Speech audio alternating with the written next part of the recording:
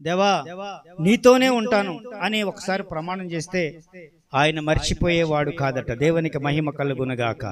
నువ్వన్నా మర్చిపోవచ్చు.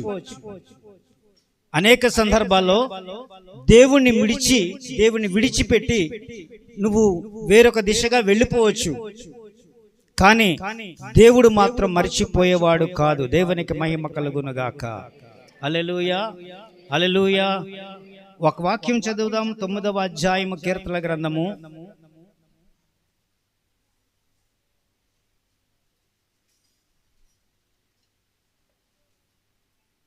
10వ వాక్యం. యెహోవా నిన్ను ఆశ్రయించు వారిని నువ్వు విడిచిపెట్టి వాడవు కాదు. దేవునికి మహిమ కలుగునుగాక. హల్లెలూయా. ఏం చెప్తున్నాడు? యెహోవా నిన్ను ఆశ్రయించు వారిని నువ్వు విడిచిపెట్టేవాడు కావు, నిన్ను విడువను ఎడబాయను అని వాగ్దానం ఇచ్చిన వాడు ఈ మాట చెబుతున్నాడు. ఒకసారి నువ్వు దేవునితో ఒక ప్రమాణం చేశావు, దేవా నేను నీ సన్నిధిలోనే ఉంటాను అని. ఎంతమంది చేశారు ఈ ప్రమాణం? 1, 2, 3. మిగతా వారు ఎవరు దేవునితో ఉంటారని ప్రతిజ్ఞ చేయలేదా? ఎవరైతే దేవుని సన్నిధిలో నీతో ఉంటాను దేవా అని ప్రమాణం చేశారో వాళ్ళు చెత్తండి, పర్వాలేదు, మొహమాట పడద్దు. దేవుడు మీతో ఉండునుగాక. చేతులు ఎత్తని వారితో ఉండకుండా ఉండునుగాక.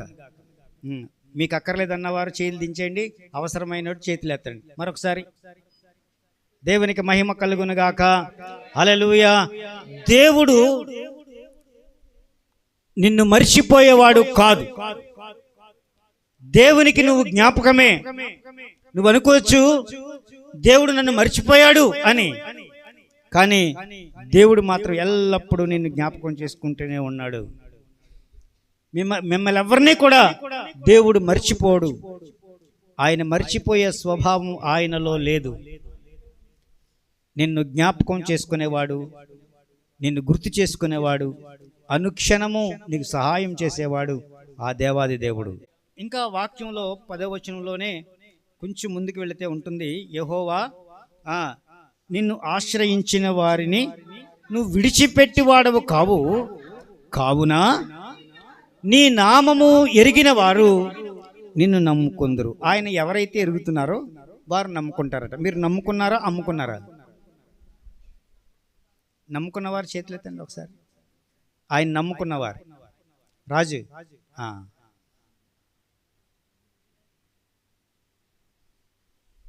ఆయన నమ్ముకున్నవారు చేతులు ఎత్తండి. సగం నమ్ముకున్నవారు పూర్తిగా ఎత్తితే పూర్తిగా నమ్ముకున్నట్టు. స్తోత్రం. హల్లెలూయా, హల్లెలూయా. ఆయన నమ్ముకున్నవారు కావున నీ నామము ఎరిగిన వారు నిన్ను నమ్ముకుంటారు. ఎందుకోసం తెలుసా? ఆయన నాకు ఆశ్రయుడని, ఆయన నాకు ఆశ్రయ దుర్గము. నాకు ఏ బాధ వచ్చినా ఆయన తీరుస్తాడు. మనుషులు కాదు, దేవుడే నీ ప్రాబ్లంను సాల్వ్ చేసేవాడు. అందరికీ రకరకాల ప్రాబ్లమ్స్ ఉంటాయి. ప్రతి ప్రాబ్లంను సరిచేసేవాడు ఆయనే. దేవునికి మహిమ కలుగునుగాక. హల్లెలూయా, హల్లెలూయా, హల్లెలూయా, హల్లెలూయా. కీర్తనకారుడు అంటున్నాడు 31వ అధ్యాయము మొదటి వచనంలో, 31వ అధ్యాయము మొదటి వచనం, యెహోవా నీ శరణు జొచ్చియున్నాను, నన్ను ఎన్నడును సిగ్గుపడనియ్యకుము. దేవునికి మహిమ కలుగునుగాక. సిగ్గుపడనివ్వడు. 25వ కీర్తనలో ఒక పాట ఉంటుంది, యెహోవా నీ దిక్కునకు చూచి నా ఆత్మను ఎత్తుకొనుచున్నాను. యెహోవా నీ దిక్కునకు చూచి నా ఆత్మను ఎత్తుకొనుచున్నాను. నా దేవా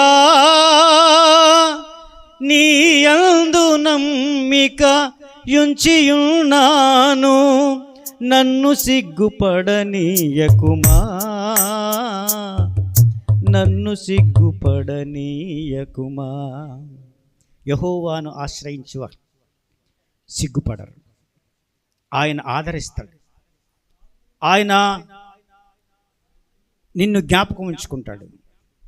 నువ్వు సిగ్గుపడేటట్టు చేయడు. నువ్వు దేంట్లోనూ కూడా అవమానాలు పొందవు, సిగ్గుపడవు.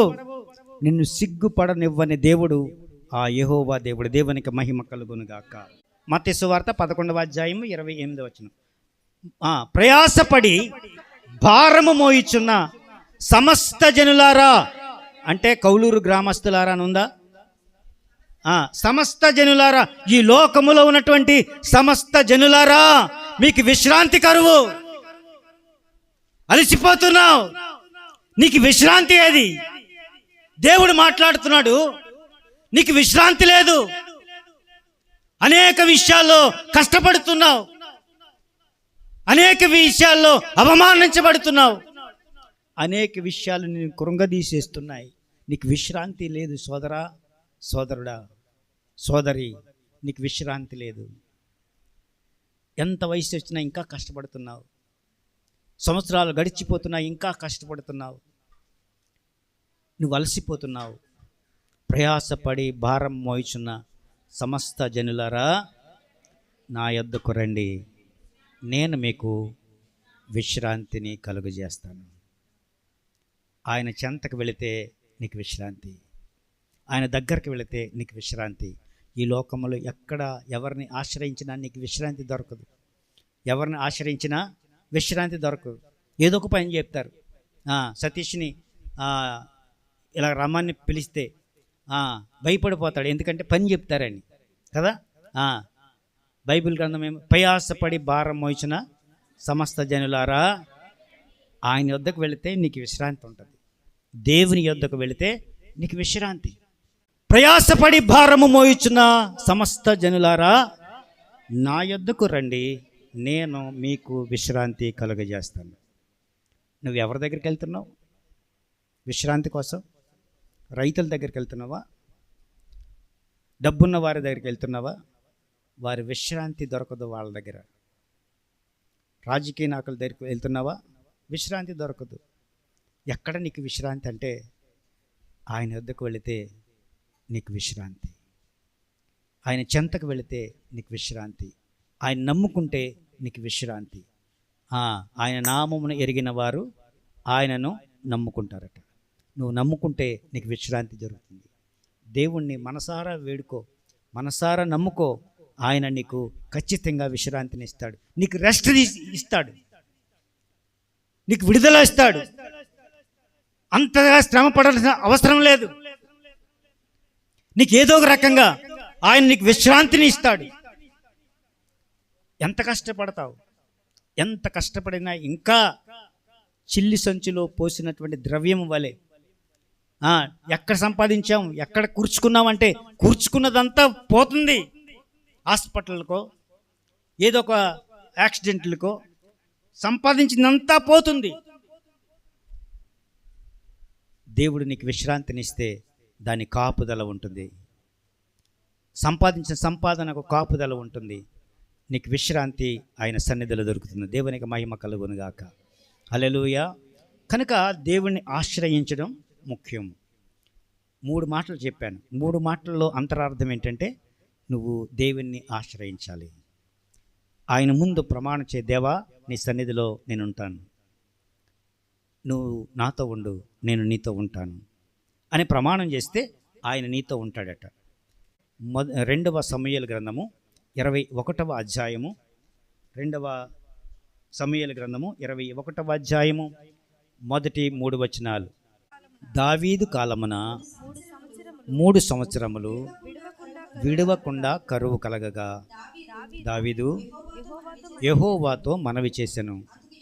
అందుకు యెహోవా ఎలాగూ సెలవిచ్చెను, సౌలు గిబియోనీయులను హతము చేసినందువలన అతన్ని బట్టి నరహంతకులగు ఆ ఇంటి వారిని బట్టి శిక్షగా ఈ కరువు కలిగెను. చాలండి. ఎందుకు కరువు వచ్చింది? ఇక్కడ క్లియర్గా వాక్యంలో చెప్పబడింది. దావీదు కాలంలో సౌలు గిబియోనీలను హతము చేసినందువలన 3 సంవత్సరములు ఆ పట్టణానికి, ఆ దేశానికి కరువు వచ్చిందట. ఎవరి వలన? చెప్పండి. సౌలు గిబియోనీలను హతము చేసినందువలన వాళ్ళకి 3 సంవత్సరములు, 1 రోజు 2 రోజులు కాదు, 3 సంవత్సరాలు అంటే మాటలా? 3 సంవత్సరాలు నీ జీవితంలో, నీ కుటుంబంలో కరువు వస్తే నువ్వు తేరుకోలేవు. 3 సంవత్సరాలు నీ కాపుదల ఇవ్వాలి, కానీ ఆ కాపుదలను కోల్పోయాడు. ఎందువలనంటే గిబియోనీలను హతము చేసినందువలన అని వాక్యములో రాయబడి ఉంది. దేవునికి మహిమ కలుగునుగాక. విషయానికి వస్తే 2వ వచనంలో ఉంటుంది, గిబియోనీయులు ఇశ్రాయేలు సంబంధులు కారు, వారు అమోరీయుల్లో శేషించిన వారు. గిబియోనీయులు ఇశ్రాయేలు సంబంధులు కాదు. ఇశ్రాయేలు అంటే గతంలో చెప్పాను ఏమని? ఇశ్రాయేల్ అంటే పోరాడి గెలిచిన వారు. ఆత్మ సంబంధమైన ఇశ్రాయేల్ ఎవరు అంటే మనమే. దేవుని చేత కాపుదలలో, దేవుని కావుతల సంరక్షణలో మనం ఉంటాము గనక మనము ఇశ్రాయేల్ అనబడతాము అని చెప్పాను కదండి. ఇప్పుడు ఇక్కడ చెప్పబడింది ఇశ్రాయేలు కాదట. ఎవరు?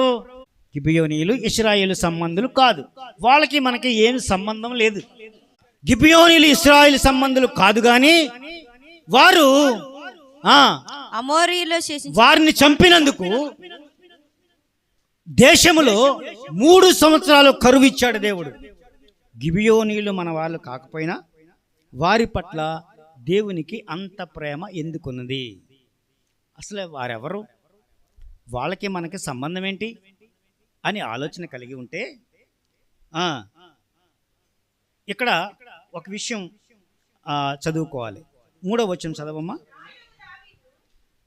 దావీదు గిబియోనులను పిలువనంపించి వాళ్ళతో అన్నాడు, నేను మీకు ఏం చేయాలని కోరుకుంటున్నారు అన్నాడు. యెహోవా స్వాస్థ్యమును మీరు దీవించినట్లు మీరు ఏమి కోరుతారో దాన్ని నేను చేస్తాను. ఎవరో? గిబియోనీయులు ఏది కోరితే అది చేస్తానంటున్నాడు. ఇంతకీ గిబియోనీయులు ఎవరు? వాళ్ళకి మనకి సంబంధం ఏంటి? దేవుని బిడ్డలు కాకపోయినా వారికి ఎందుకు అంత ప్రయారిటీ ఉంది అని ఆ సంగతి మీకు చెప్పాలని ఇష్టపడుతున్నాను నేను. దేవునికి మహిమ కలుగునుగా. గిబియోనీయులు ఎవరు? ఒకసారి యెహోషువ గ్రంథంలోకి రండి. 9వ అధ్యాయము, యెహోషువ గ్రంథము 9వ అధ్యాయము 8వ వచనం. ఏమన్నారు? యెహోషువ దగ్గరికి ఒక బ్యాచ్ వచ్చారు. బ్యాచ్ వచ్చి ఏమన్నారంటే, అయ్యా మేము నీ దాసులము అన్నారు. ఓకే, 9వ వచనంలో, అయ్యా నీ దేవుడైన యెహోవా నామమును బట్టి నీ దాసులమైన మేము దేవుని పేరిట మీ దగ్గరకు వచ్చాము అన్నారు. ఓకే, తర్వాత ఏలయనగా ఆయన కీర్తిని, ఆయన ఐగుప్తులో చేసిన సమస్తాన్ని మేము విన్నాము, మాకు తెలిసాయి. యొర్దాను అవతలనున్న ఎవరెవరికి మీరు ఏ విధంగా యుద్ధాలు చేసి గెలిచారో అది కూడా మేము విన్నాం. మాకు సమస్తం తెలిసినయ్యా, అందుకే మేము మీ దగ్గరికి వచ్చాం, మేము మీ దాసులము అన్నారు. 15వ వచనం. యెహోషువ వచ్చిన వారితో సమాధాన పడ్డాడు. వారిని బ్రతకనిచ్చుటకు వారితో ఒక నిబంధన చేశాడు. దేవునికి మహిమ కలుగునుగాక.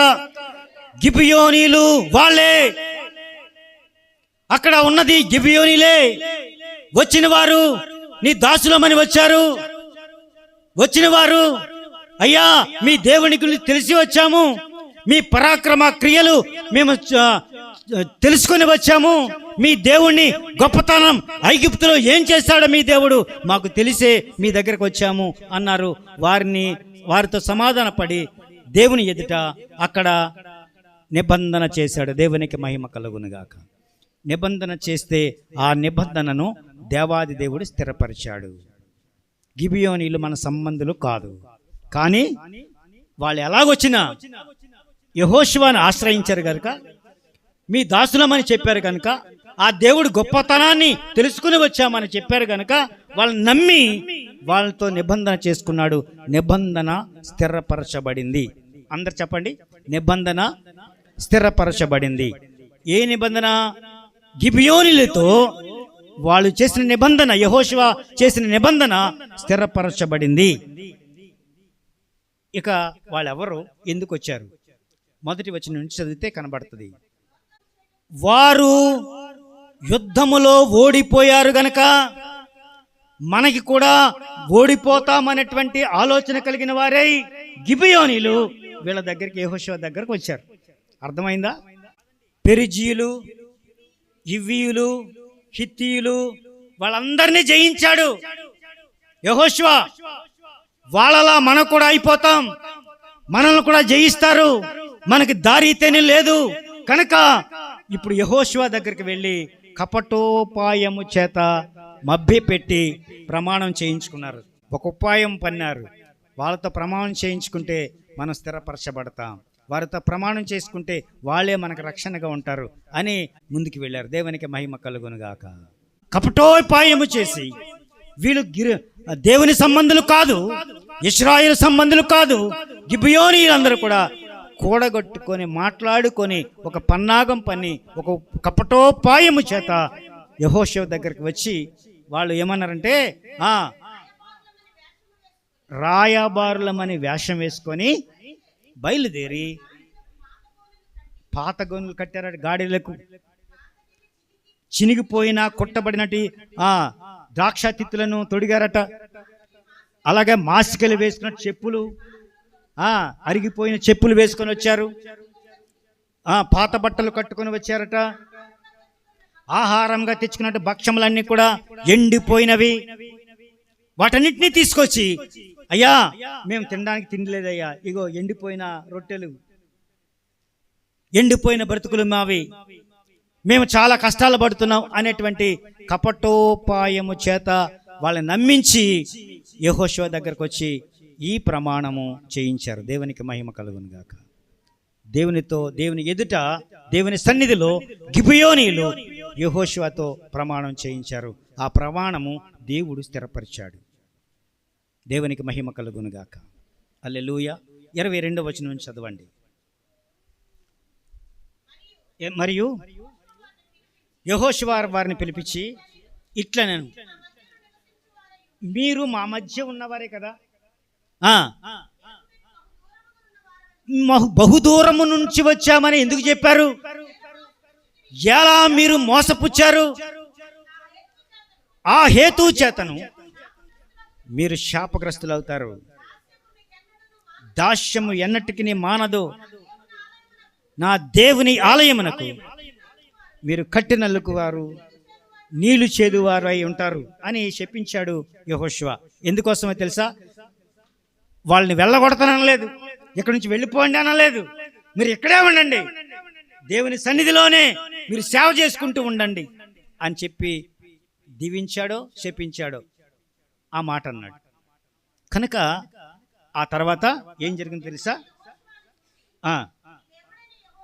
మీ దేవుడైన యెహోవా సమస్త దేశమును నీకిచ్చి నీ ఎదుట నిలవకుండా దేశ నివాసులందరినీ కూడా నశింపజేయునట్లు మోషేకు ఆజ్ఞాపించాడు. నీ దాసునికి, ఈ దాసునికి రూఢిగా తెలియపరచబడిన గనుక మేము మా ప్రాణముల విషయములో మీ వలన మిక్కిలి భయపడ్డాం, ఆ దేవునికి భయపడ్డాం. అందుకే కపటోపాయమో మాయోపాయమో మాకు తెలియదు కానీ నీ దగ్గరకు వచ్చేసాం, మిమ్మల్ని మభ్యపెట్టాం, మీరు ఏం చేసినా పర్లేదు, ప్రమాణం అయితే స్థిరపరచబడింది అన్నారు. దేవునికి మహిమ కలుగును గాక. ఆ ప్రమాణం నిర్దిష్టంగా స్థిరపరచబడింది.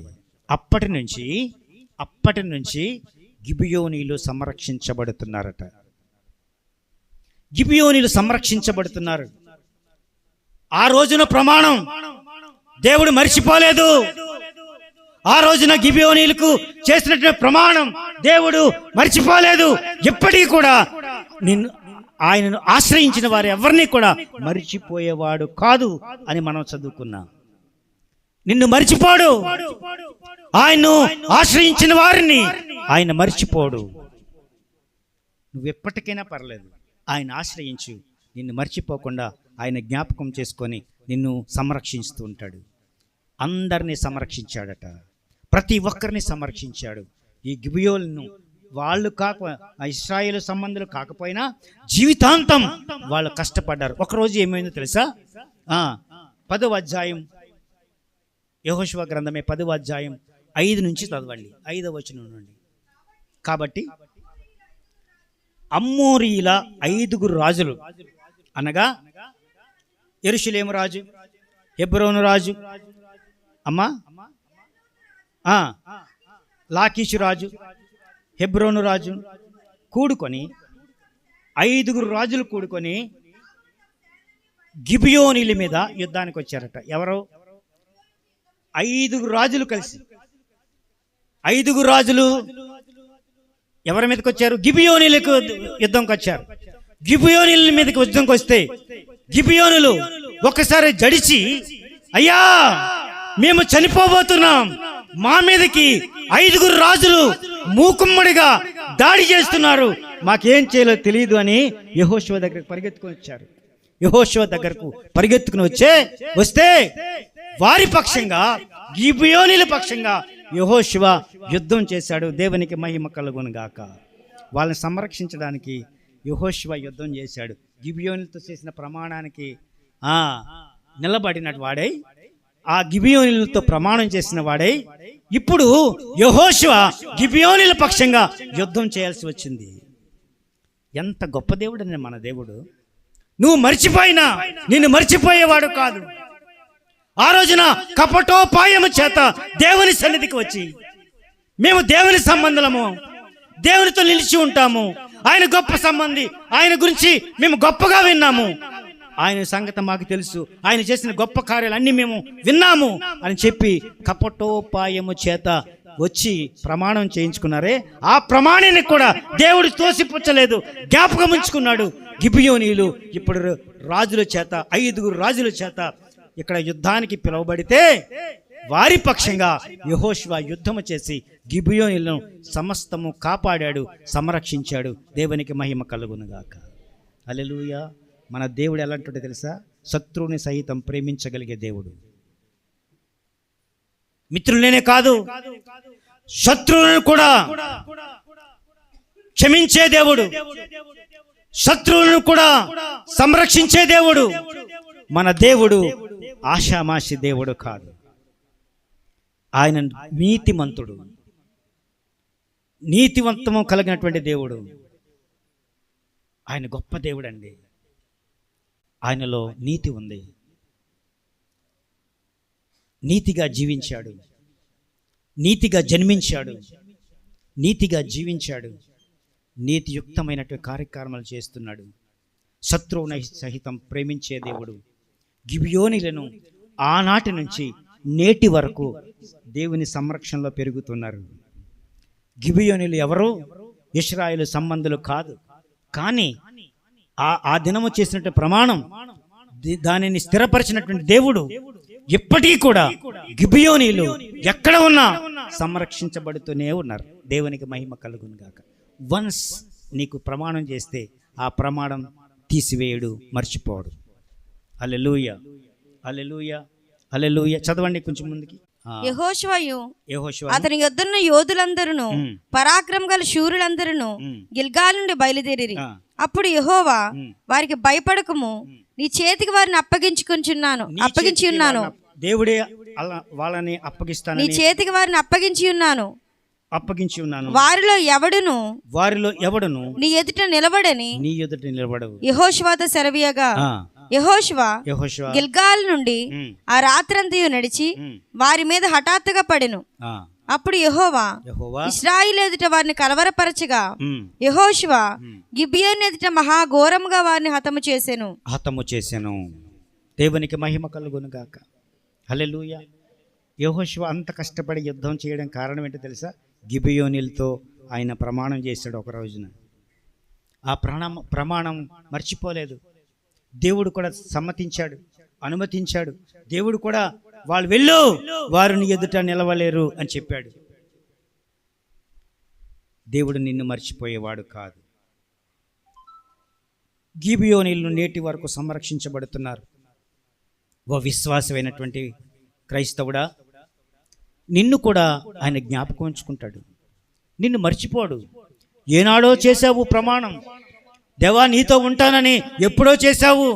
బాప్తిసం తీసుకున్నటువంటి తొలినాళ్లలో నువ్వు చేసావా బాప్తిసంలో ప్రమాణం, తొలినాళ్లలో దేవుని ఎదుట ప్రమాణం చేశావు. నువ్వు నీతో ఉంటాను దేవా అని ఆయన ఎప్పటికీ మర్చిపోడు. నువ్వు మర్చిపోతే మర్చిపోవచ్చు. బాప్తిసం తీసుకున్న తర్వాత ఎన్ని పాపాలు చేశావు, ఎన్ని పాపాలు చేసినా ఆయన నిన్ను మర్చిపోలేదు. జాగ్రత్తగా జ్ఞాపకం ఉంచుకోండి. నిన్ను మర్చిపోలేదు, ఎవరిని మర్చిపోలేదు. ఆయన జ్ఞాపకం ఉంచుకున్నాడు, నీకు సహాయకుడే ఉంటున్నాడు, సహాయం చేస్తాడు. గిబియోనీయులకు సహాయం చేసినటువంటి దేవాది దేవుడు మన దేవుడు మనకి కూడా నేడు సహాయం చేయబోతున్నాడు. దేవుడి మాటలను మనందరి వినికిడిలో దీవించి ఆశీర్వదించునుగాక.